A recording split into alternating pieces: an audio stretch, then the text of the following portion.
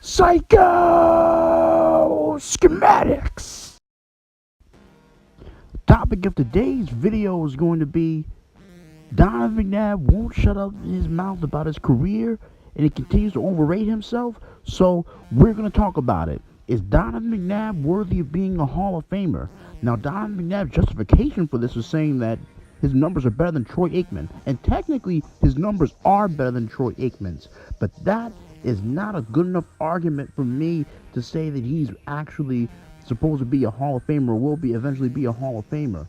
If you're going to ask my opinion about it, and I honestly, I'm a fan of Donovan McNabb's, but if you're going to ask my honest opinion, I'd say his career was not good enough to be a Hall of Famer if you were to ask me. Overall, I think he's a borderline Hall of Famer, and eventually he'll get in, even though I wouldn't vote for him. I think eventually he'll get in. He'll take you years to wait, but eventually he probably will get in. Now, here's the thing about McNabb. Overall, he had decent talent, especially with his scrambling ability, his athleticism, his speed, his arm strength, and his ability to extend and make plays off his scrambling ability. However, the problem with him, at least in my opinion, is I don't think he was used correctly during most of his career. As a matter of fact, I'm willing to argue that Andy Reid just figured out how to use him later in his career.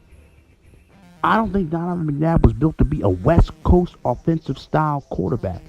I think McNabb personally was built to be a vertical passing quarterback in a vertical deep threat offense. So he needed to be surrounded by speed, a lot of speed, and a lot of wide receivers that had deep vertical speed and the ability to catch over the head catches and the deep routes.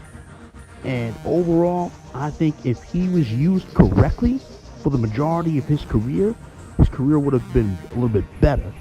But based off of his performance of his career and what we've seen on film, what we've been able to look up and see, I don't think he's a Hall of Famer. That's just my personal opinion.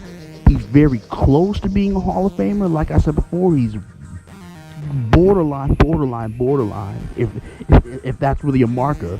But yes, I think he will eventually get in, but I wouldn't vote him in. That's just my personal opinion. It sounds a little convoluted, but honestly, it's a tough argument, a tough discussion, because the guy's career was good enough for there to be an argument for it, but I don't think his career was good enough to say he's an absolute lock. What do you think?